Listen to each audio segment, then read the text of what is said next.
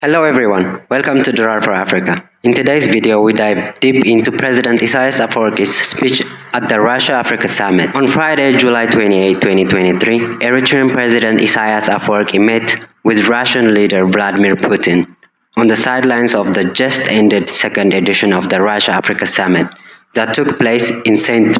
Petersburg. The two leaders held extensive discussions on bilateral ties and international matters of mutual importance. President Isaias Afwerki began his speech by emphasizing that there was no Russia-Ukraine war, but rather a war declared on Russia by NATO, which has sacrificed Ukraine in its obsessive bid to contain Russia and maintain its hegemony. He also disregarded NATO and the European Union, branding them as defunct and under intensive care. I was patient listening to people talking on these meetings, and one issue that worries me, I just want to articulate that issue and say our views, at least how we see the situation from our perspective. When people talk about Russia-Ukraine, I say there is no Russia-Ukraine war at all. There is no Russia-Ukraine conflict. This is war declared by NATO on Russia. The war declared by NATO on Russia is not only for Russia, it's for dominating the whole world. It's for hegemony. This is an agenda developed after the end of the Cold War. They came up with this fantasy about containing Russia, containing any power, small, big, that challenge them technologically, economically, socially, culturally. They have to contain everybody. This defunct ideology, it's a defunct ideology. I say Russia did not do its preparation to face this declared war. Even though Russia was aware about the dynamics of what was going on.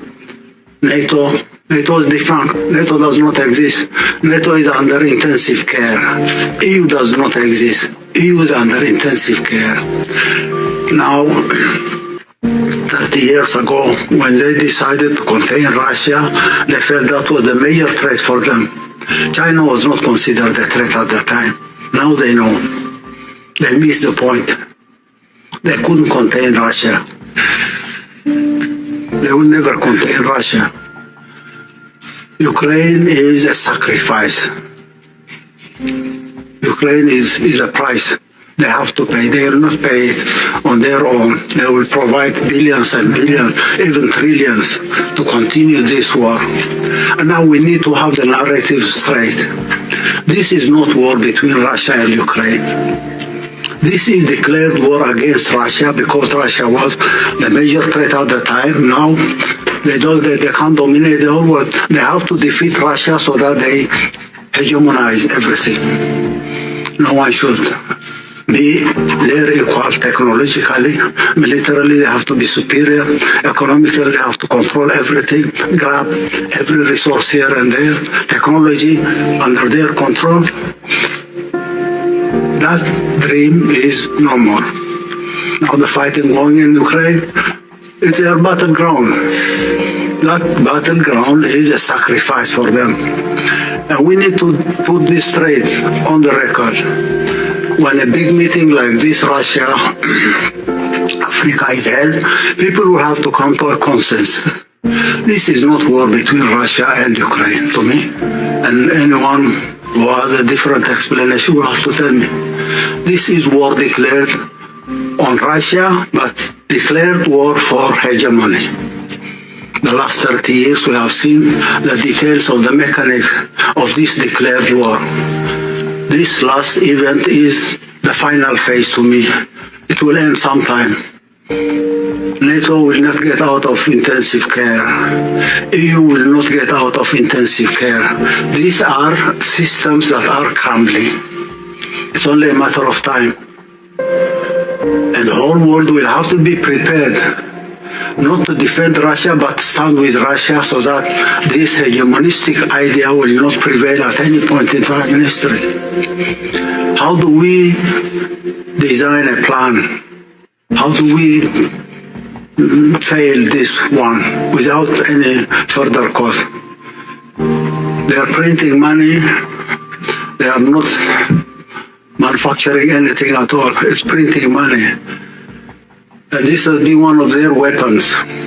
Globally, the monetary system, the global monetary system, controlled by dollar and euro, has been used. Sanctions here, sanctions there, sanctions there, grabbing this account, grabbing that account, has been one of their tools.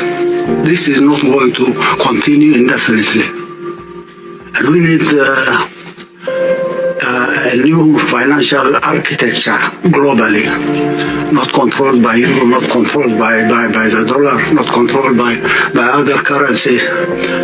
To me, this failure of the attempt to contain Russia will immediately move to the east. Containing China is their next agenda.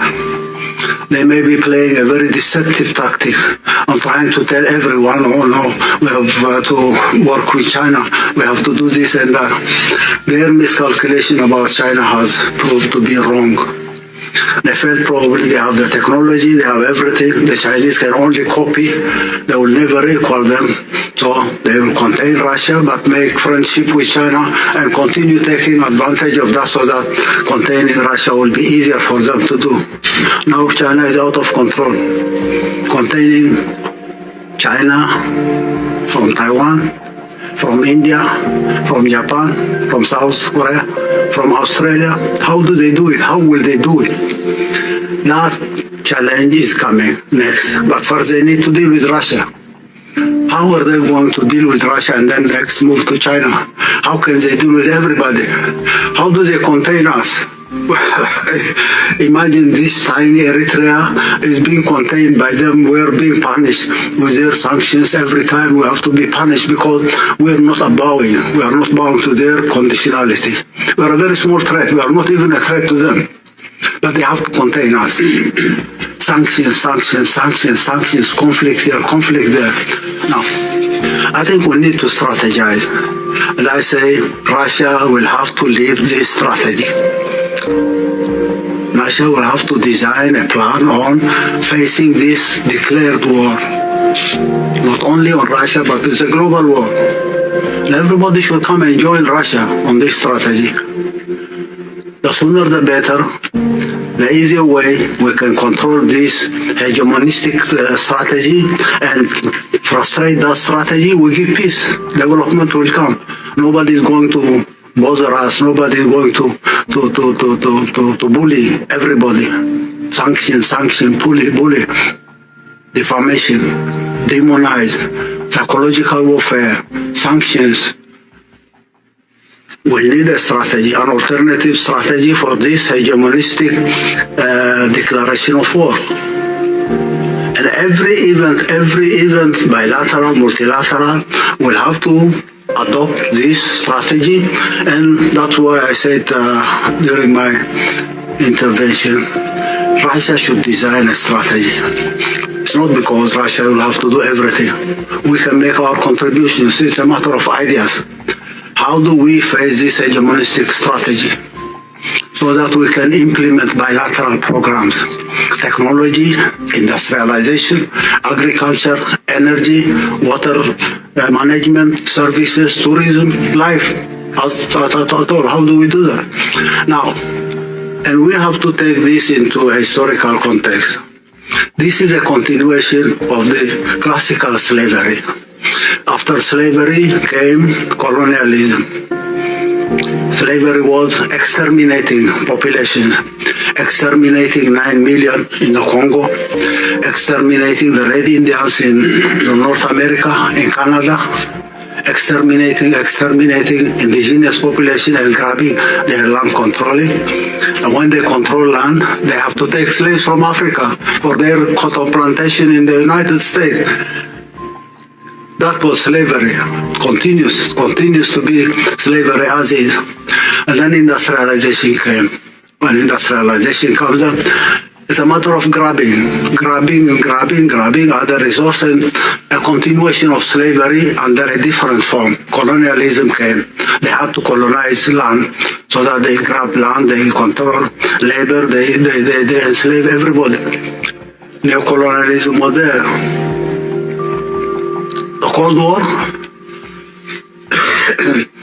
Russia was the hope for the people of the world when the Soviet Union was there.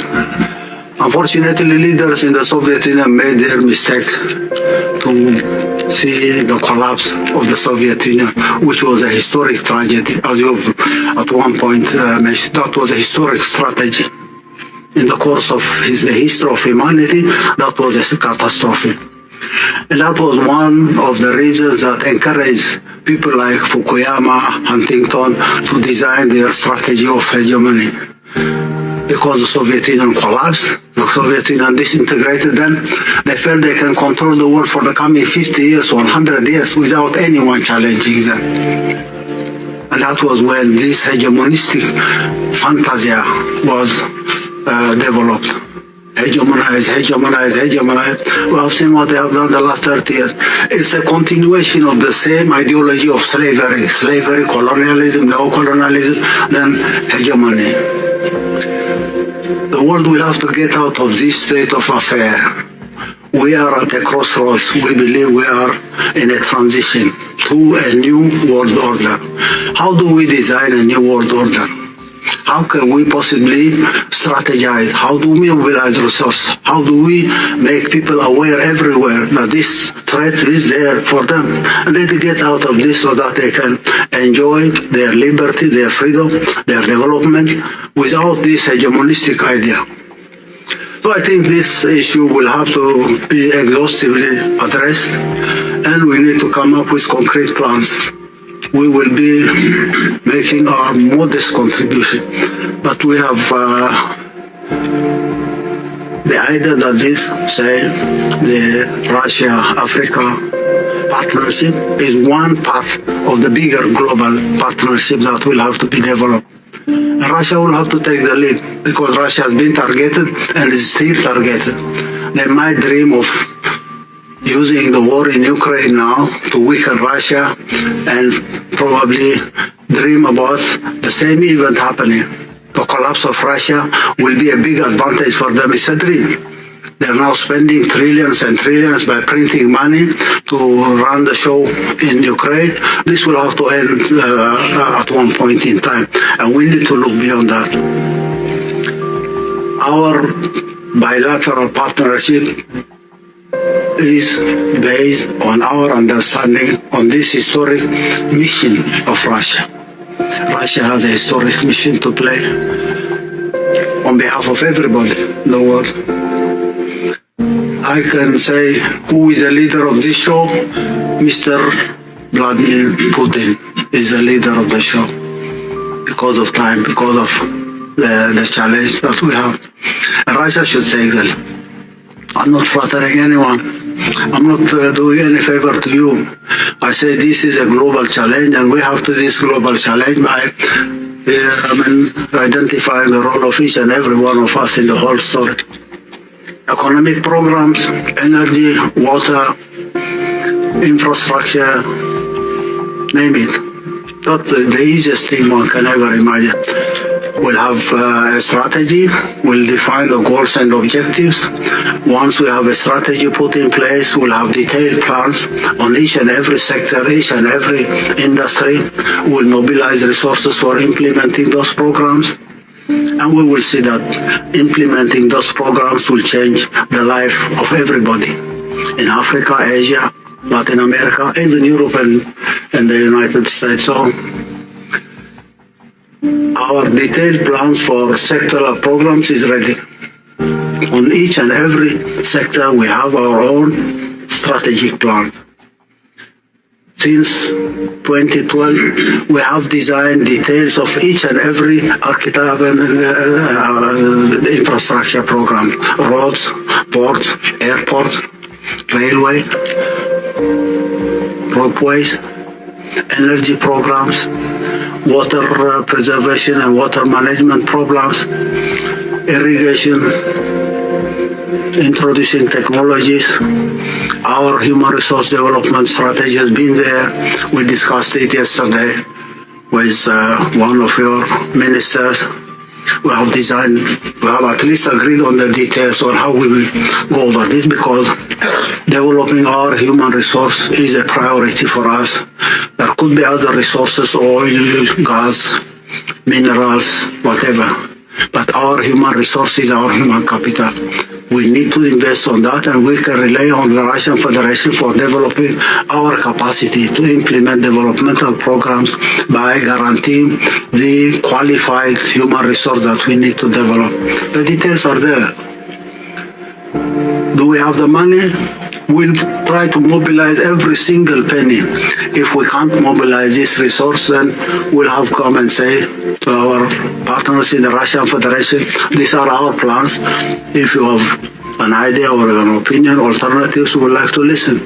Mobilizing resources is a shared responsibility, and we can mobilize our own resources from whatever is available. Mining, agriculture, manufacturing, we can do that. Thank you for your patience. But this war will have to be clearly defined as a declared war on the part of NATO and its allies. It's been going on for the last 30 years. It will continue for some time, but we will stop it somehow. And the Russian Federation will have to take the brunt on that issue. Thank you.